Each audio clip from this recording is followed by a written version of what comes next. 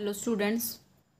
तो next topic है देखो मीटर ब्रिज या इसी का दूसरा नाम स्लाइड वायर ब्रिज भी होता है। ठीक है, तो जो पिछली वीडियो में हमने व्हीटस्टोन ब्रिज किया था उसी के प्रिंसिपल पे बेस्ड जो है वो उसको हम मीटर ब्रिज बोलते हैं। ठीक है, तो ये क्या है, it is a practical form of Wheatstone bridge and is used for measuring an unknown resistance. ठीक है, फर्स्ट इसको हम कहाँ पे यूज़ करते हैं, अननोन रेजिस्टेंस की वैल्यू फाइंड आउट करने में। Second, comparing two unknown resistance, दो अननोन रेजिस्टेंस को फाइंड आउट करने के लिए भी कर सकते हैं। ठीक है, तो यहाँ पे हम डिस्कस करेंगे only measuring an unknown resistance, एक अननोन रेजिस्टेंस को कैसे फाइंड आउट किया जाता है। ठीक है, तो प्रिंसिपल वही हो जाएगा इसका जो कि व्हीटस्टोन ब्रिज का था। It is based on the principle of Wheatstone bridge, यानी कि क्या होता है, P/Q इक्वल टू R/S। अगर ये कंडीशन है तो गैल्वेनोमीटर शोज नो डिफ्लेक्शन, यानी गैल्वेनोमीटर के अंदर कोई करंट फ्लो नहीं करेगा। IG will be equal to 0। Clear? Okay, तो देखो इसका सर्किट डायग्राम देखते हैं सबसे पहले। तो देखो इसका जो सर्किट डायग्राम है इस तरह से होगा। यहाँ पे सबसे पहले देखो एक वुडन बोर्ड होता है। ठीक है, वुडन बोर्ड के ऊपर 3 कॉपर स्ट्रिप लगी होती हैं। ये एक कॉपर स्ट्रिप ये है, second and this is third copper strip. Okay, तो ये जो कॉपर स्ट्रिप है इनके ऊपर कनेक्शंस के लिए पॉइंट्स लगे होते हैं। जैसे ये कॉपर स्ट्रिप है, इसके ऊपर 2 पॉइंट लगे हुए हैं, यहाँ पे 3 पॉइंट और यहाँ पे 2 पॉइंट लगे हुए हैं। ठीक है, तो जो ये A पॉइंट है और C पॉइंट है, इन दोनों एंड्स के बीच में एक वायर लगा होगा 1 मीटर लेंथ का। ठीक है, 1 मीटर या 100 सेंटीमीटर का एक वायर लगा होता है। वायर किस मटेरियल का बना हुआ है, मैग्नीशियम या फिर एक यूरेका मेटल होती है उसका बना होगा। ठीक है, तो ये 100 सेंटीमीटर का वायर स्ट्रेच होगा बिल्कुल स्ट्रेट। ओके, तो इसी वायर के नीचे जो है एक मीटर स्केल भी लगा होता है। ठीक है, मीटर स्केल किस लिए लगा होता है, इसकी लेंथ को नोट करने के लिए, 0 से लेके 100 तक की जो रीडिंग्स होती हैं मीटर स्केल के ऊपर। क्लियर? तो मीटर स्केल है, इसी वजह से इसका नाम मीटर ब्रिज या फिर स्लाइड वायर ब्रिज क्यों है वो अभी देखो, अभी पता लगेगा इसका नाम स्लाइड वायर ब्रिज क्यों है। अब देखो ये दो कॉपर स्ट्रिप है, ये जो गैप है इनके बीच में, इस गैप के बीच में हम जो R रेजिस्टेंस है ये लगाते हैं। ठीक है, एक रेजिस्टेंस बॉक्स यहाँ पे लगा देते हैं। रेजिस्टेंस बॉक्स क्या होता है, यहाँ इसके अंदर क्या होती है, जो रेजिस्टेंस है उसकी डिफरेंट डिफरेंट वैल्यू होती है। ठीक है, और की लगी होती हैं। ठीक है, तो अलग अलग की जिसको भी हम फाइंड आउट करना चाहते हैं, ठीक है, जिस की को हम निकालेंगे वही जो रेजिस्टेंस है उसके अंदर जो है रेजिस्टेंस जो है इंसर्ट हो जाएगा। क्लियर? यानी देखो क्या कहना चाह रहे हैं, यहाँ पे R क्या है, एक रेजिस्टेंस बॉक्स है। रेजिस्टेंस बॉक्स के अंदर डिफरेंट डिफरेंट रेजिस्टेंस लगे होते हैं। ठीक है, जिस भी की को हम निकालेंगे वही रेजिस्टेंस, उसी वैल्यू का रेजिस्टेंस वहाँ पे इंसर्ट हो जाएगा सर्किट के अंदर। ओके, दूसरे गैप के अंदर एक अननोन रेजिस्टेंस S हमने यहाँ पे डाल रखा है। अननोन रेजिस्टेंस कैसे, यानी कि एक वायर को हम यहाँ पे लगा देंगे, 2 कनेक्शन है यहाँ पे, एक वायर हमने यहाँ पे लगा रखा है जिसका रेजिस्टेंस हमें नहीं पता है। ठीक है, अब ये जो बीच वाला एंड है B पॉइंट पे एक गैल्वेनोमीटर लगाएंगे। गैल्वेनोमीटर का एक एंड हमने B पॉइंट से लगाया है। ठीक है, पॉजिटिव एंड, और जो नेगेटिव एंड बचेगा, जो एंड नेगेटिव होगा उस पर हमने एक जोकी लगाया है जिसको यहाँ पे J पॉइंट से दिखाया हुआ है। ठीक है, अब क्या करते हैं, जोकी को इसके ऊपर स्लाइड करके देखते हैं। ठीक है, यहाँ पे हम लेंथ को नोट करने के लिए, यानी जिस पॉइंट के ऊपर गैल्वेनोमीटर डिफ्लेक्शन शो नहीं करेगा, 0 डिफ्लेक्शन शो करेगा, उस पॉइंट को फाइंड आउट करने के लिए हम जोकी को इस वायर के ऊपर स्लाइड करके देखते हैं। तो इस वजह से इसका नाम स्लाइड वायर ब्रिज भी है। ठीक है, तो जो A एंड है, आप देखो A एंड को हमने बैटरी के पॉजिटिव टर्मिनल से कनेक्ट कर रखा है, और नेगेटिव एंड को की के 1 एंड से, ये की लगी हुई है, की का एक एंड नेगेटिव टर्मिनल से बैटरी के, और दूसरा एंड जो है C पॉइंट से कनेक्ट है। ओके, अब देखो ये एक्चुअल में दिखता कैसा है, अगर वो चीज़ दिखेगी तो ये ज़्यादा समझ में आएगा। ये देखो, ये जो स्लाइड वायर ब्रिज है वो इस टाइप का दिखता है। ये जो वुडन बोर्ड होता है, ठीक है, ये वुडन बोर्ड है हमारा, इसके ऊपर देखो ये मीटर स्केल लगा हुआ है, ये मीटर स्केल है, और यहाँ पे देखो ये A पॉइंट है और इधर पॉइंट C होगा। तो A और C पॉइंट यहाँ पे देखो, यहाँ पे हमारा जो है वायर लगा हुआ है। क्लियर? 100 सेंटीमीटर का।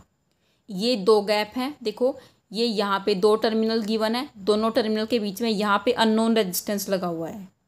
इधर वाले गैप में एक रेजिस्टेंस बॉक्स लगा हुआ है। रेजिस्टेंस बॉक्स देखो इस टाइप का दिखता है, इसके ऊपर 2 टर्मिनल दिए होते हैं, एक गैप को यहाँ पे, गैप में वायर एक यहाँ पे लगा देते हैं, एक यहाँ पे लगाते हैं। क्लियर? तो ये की लगी हुई है, जिस भी की को हम निकालेंगे वही रेजिस्टेंस सर्किट के अंदर इंसर्ट हो जाएगा। अब जो ये मिडल में है, मिडल में कॉपर स्ट्रिप है, इसका ये जो बीच वाला एंड है देखो गैल्वेनोमीटर से कनेक्ट है, और गैल्वेनोमीटर का दूसरा एंड जॉकी से कनेक्ट है। जॉकी देखो इस तरह का होता है, ठीक है। इसका जो ये फ्रंट वाला एंड है ये शार्प एंड होता है, और इस जॉकी को इस एंड से ही हम इस वायर के ऊपर स्लाइड करते हैं, जिसकी वजह से इस इंस्ट्रूमेंट का नाम ही स्लाइड वायर ब्रिज है। क्लियर, ये चीज़ समझ में आ गई। अब देखो जो ए वाला एंड है ये बैटरी से कनेक्ट है, बैटरी का पॉजिटिव टर्मिनल से, और जो दूसरा एंड है ये की से कनेक्ट है।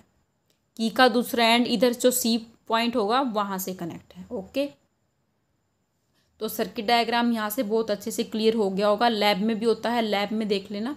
ओके, तो ये जो है ये सर्किट डायग्राम जो आपने अभी प्रैक्टिकल फॉर्म में भी देखा है, 12th क्लास के अंदर ये प्रैक्टिकल भी है, ठीक है। तो वहाँ पे ये इंस्ट्रूमेंट होता है, वहाँ से और ज़्यादा अच्छे से आपको क्लियर हो जाएगा। ओके, तो आप देखो इसकी जो कंस्ट्रक्शन है, ठीक है, कंस्ट्रक्शन आप यहाँ से नोट कर सकते हो। यही चीज़ लिखी हुई है, it consist of a uniform wire AC. AC किसका, एसी जो वायर है, ठीक है, ए से सी के पॉइंट के बीच में है। बना किससे होता है, यूरेका या मैग्नीशियम मटेरियल का 1 मीटर लेंथ का।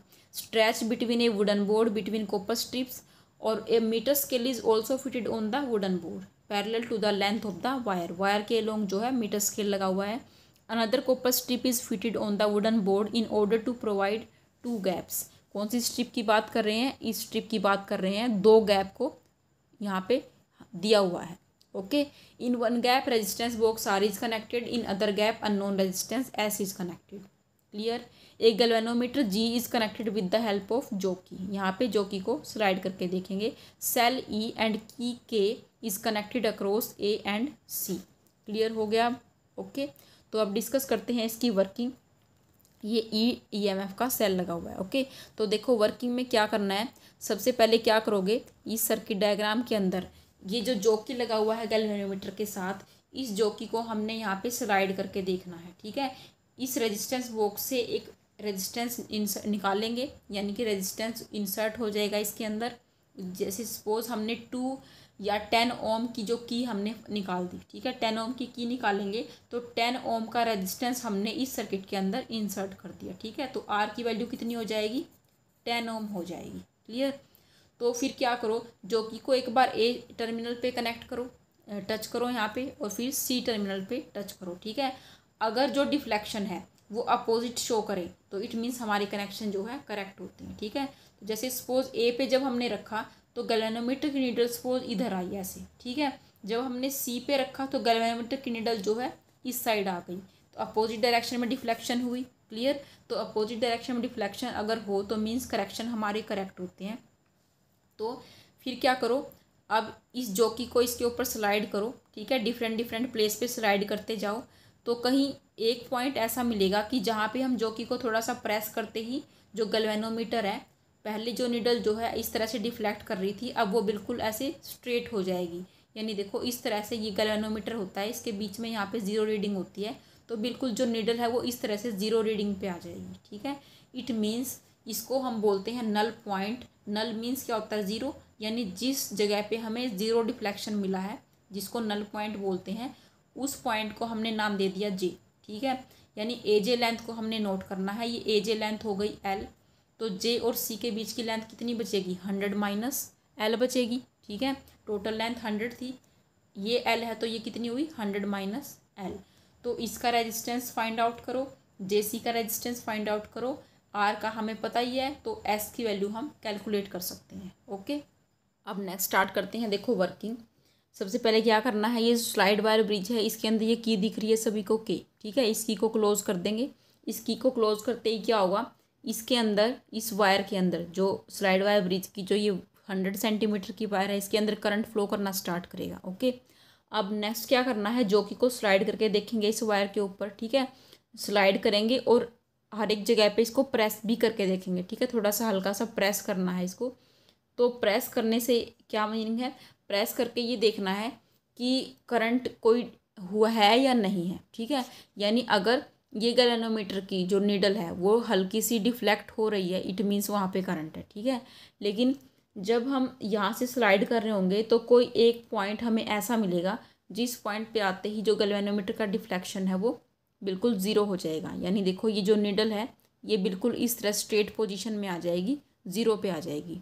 इट मीन्स गैल्वेनोमीटर के अंदर कोई करंट फ्लो नहीं कर रहा है, यानी जो बी पॉइंट है और जहाँ पे हमें नल पॉइंट मिलेगा, सपोज जे पॉइंट पे हमें नल पॉइंट मिला है, तो बी पॉइंट और जे पॉइंट में कोई पोटेंशियल डिफरेंस नहीं है, पोटेंशियल डिफरेंस जीरो है। ठीक है, तो इट मीन्स गैल्वेनोमीटर के अंदर करंट नहीं है। ठीक है, इट मीन्स ये क्या करेगा, जीरो डिफ्लेक्शन शो करेगा। तो यहाँ से ए से लेके जे तक की जो लेंथ है उसको सपोज हम एल ले लेंगे। ठीक है, अगर इसको हम एल लेंगे तो बाकी लेंथ कितनी बचेगी, जे से और सी पॉइंट के बीच की लेंथ कितनी बचेगी, 100 माइनस एल। क्लियर। तो उसके बाद एल लेंथ का जो रेजिस्टेंस है उसको नोट करो, उसको फाइंड आउट करो, और जो 100 माइनस एल लेंथ का जो रेजिस्टेंस है उसको फाइंड आउट करो। तो जो हमारे पास जो है 4 रेजिस्टेंस हो जाएंगे। ठीक है, एक आर, एक एस, यहाँ का ए जे का रेजिस्टेंस अलग, जे सी का रेजिस्टेंस अलग। ठीक है, तो फिर हम रेशो जो है व्हीटस्टोन ब्रिज की जो रेशो है P by Q equal to R by S, उसको अप्लाई करके देखेंगे यहाँ पे। क्लियर। तो वर्किंग में देखो, क्लोज द की के, ठीक है, की को क्लोज करेंगे और उसके बाद जो रेजिस्टेंस बॉक्स है उसमें से एक रेजिस्टेंस जो है वहाँ से हम की को निकाल देंगे। ठीक है, तो यानी आर की वैल्यू हमें वहाँ से पता लग जाएगी। तो take out a suitable resistance, यानी कोई भी लो रेजिस्टेंस वहाँ से हम निकालेंगे। ठीक है, take out a suitable resistance from resistance box, resistance box में से एक की को वहाँ से हम निकाल देंगे। तो जो जिस की को निकालेंगे तो उतने ही वैल्यू का रेजिस्टेंस जो है इंसर्ट हो जाएगा। उसके बाद क्या करना है, स्लाइड द जोकी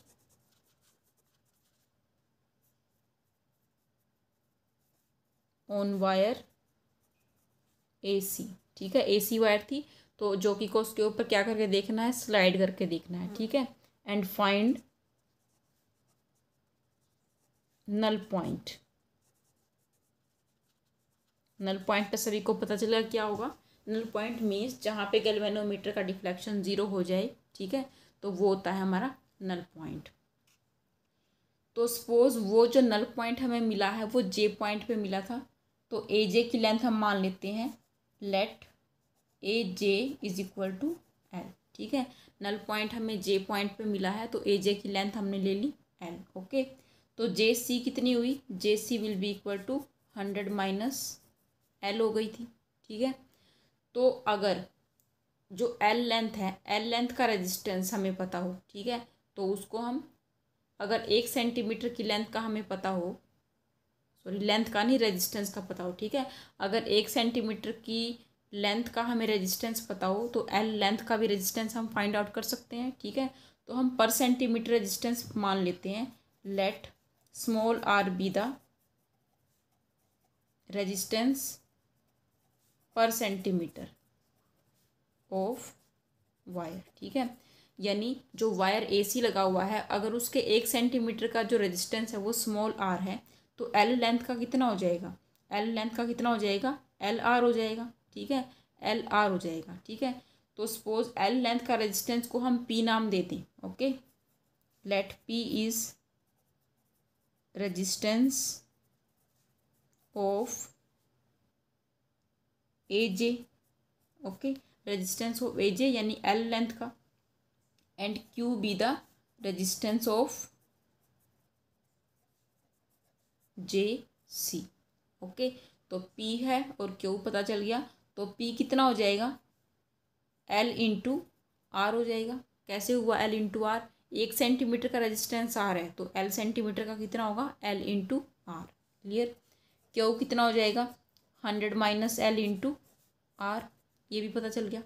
ठीक है, तो अब व्हीटस्टोन ब्रिज प्रिंसिपल क्या कहता है, using Wheatstone bridge principal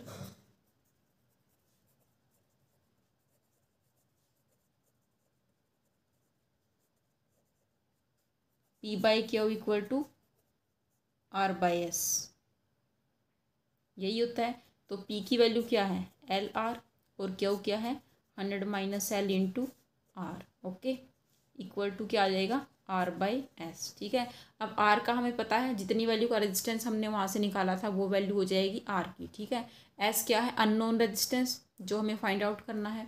are से आर क्या होगा, यहाँ पे कैंसिल हो जाएगा। एल लेंथ हमें पता होगी, ठीक है, यानी जितनी दूर हमें नल पॉइंट मिलेगा वो हम स्केल से नोट कर लेंगे, ठीक है। तो L upon 100 minus L equal to R by S. It means S कितना हो जाएगा, 100 minus L upon L into R. Okay, तो यही वो फॉर्मूला है जिससे हम अननोन रेजिस्टेंस की वैल्यू जो है फाइंड आउट कर सकते हैं। ओके, तो यही मेन एम था हमारा, यही अननोन रेजिस्टेंस की वैल्यू हमें फाइंड आउट करनी थी, ठीक है। अब देखो इसके अंदर कुछ इंपॉर्टेंट बातें क्या हैं, कुछ इंपॉर्टेंट पॉइंट्स यहाँ पे डिस्कस करते हैं।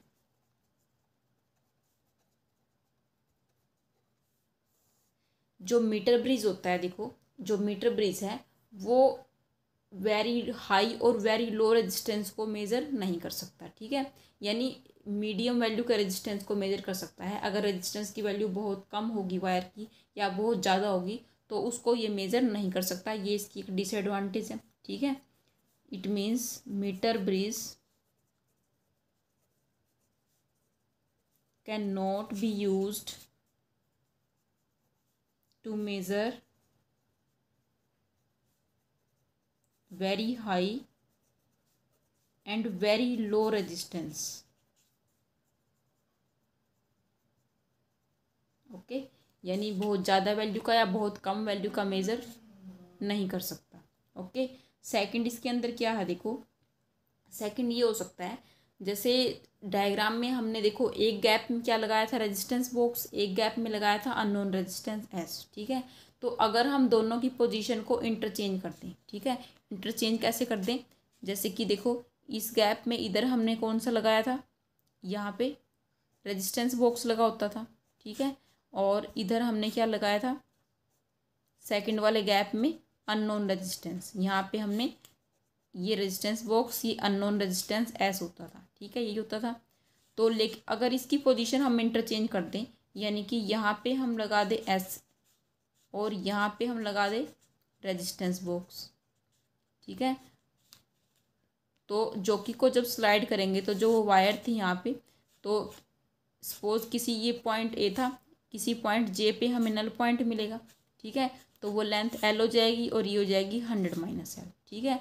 तो देखो क्या किया था वहाँ पे, L upon 100 minus L equal to R by S किया था पिछले एक्सप्रेशन में, L upon 100 minus L equal to R by S, जब ये पोजीशन थी, ठीक है, ये आर था ये एस था, ठीक है। तो अब क्या हो जाएगा, एल और 100 माइनस एल तो उधर वैसे ही है, यहाँ पे क्या आ गया एस और यहाँ पे क्या आ गया आर, ठीक है। तो अब की बार जो कंडीशन हो जाएगी, कंडीशन क्या बन जाएगी, L upon 100 minus L equal to S by R, ठीक है, ये कंडीशन बन जाएगी। सिर्फ एस और आर की क्या होगी, पोजीशन चेंज होगी। क्लियर,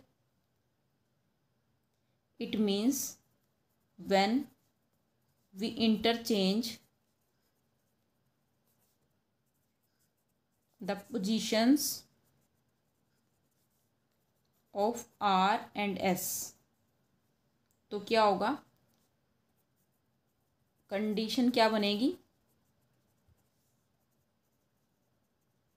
ये कंडीशन बन जाएगी L upon 100 minus L equal to S by R. Clear, अब देखो ये तो थे कुछ इंपॉर्टेंट पॉइंट्स। अगर और भी देखो, अगर इसके अंदर कोई पूछे क्वेश्चन कि किसी बच्चे को ये डाउट है कि भाई इसके अंदर हमने जैसे जो वायर यूज़ करी थी वो हमने कॉन्स्टेंडन या मैग्नीनियन की वायर यूज़ की थी, ठीक है, तो उसी मटेरियल की वायर क्यों यूज़ करते हैं, किसी और मटेरियल की वायर क्यों यूज़ नहीं करते, तो उसका रीज़न ये है, देखो जो कॉन्स्टेंडन है या फिर मैग्नीनियन है वो क्या है, एक अलॉय है, ठीक है, अलॉय है, और अलॉय का जो रेजिस्टेंस होता है वो टेम्परेचर के इंडिपेंडेंट होता है, यानी टेम्परेचर के चेंज होने से उनके रेजिस्टेंस पे कोई इफेक्ट नहीं पड़ेगा, और यही हम इस इंस्ट्रूमेंट के अंदर चाहते हैं, ठीक है। क्योंकि अगर देखो इस वायर के अंदर क्या होता है, करंट फ्लो करता है, जब क्लोज की करते हैं, की को क्लोज करते हैं तो इस वायर के अंदर क्या होता है, करंट फ्लो करेगा, करंट फ्लो करेगा तो इसका टेम्परेचर चेंज होगा, हीट प्रोड्यूस होगी, तो टेम्परेचर चेंज होने से क्या होगा, अगर इसका रेजिस्टेंस चेंज हो जाए तो हमारी जो ये कंडीशन आ रही है, ये जो अननोन रेजिस्टेंस की वैल्यू फाइंड आउट करने का फॉर्मूला आ रहा है, इस पर इफेक्ट पड़ेगा, ठीक है, वैल्यू एग्जैक्ट नहीं मिलेगी। तो इससे बचने के लिए हम क्या करते हैं, अलॉय का वायर लेते हैं, ठीक है, तो वो अलॉय कैसी है, टेम्परेचर के इंडिपेंडेंट है। ओके, तो यही रीज़न है इसको यूज़ करने का, ठीक है। और इस वायर को हम हमेशा uniform area of cross section लेते हैं, ठीक है। ऐसे नहीं है कहीं से मोटी वायर है कहीं से पतली वायर है, ठीक है, तो भी ये कंडीशन जो है हमारी गलत हो जाएगी। क्लियर? ओके। तो स्टूडेंट्स इस टॉपिक को पूरे को पहले अच्छे से समझो यहाँ वीडियो देख के, ठीक है। उसके बाद इसको कॉपी पे नोट करोगे और फिर अगेन इसको एक बार और रिवाइज कर लेना, ठीक है। तो ये बहुत अच्छे से समझ में आएगा आपको। ओके।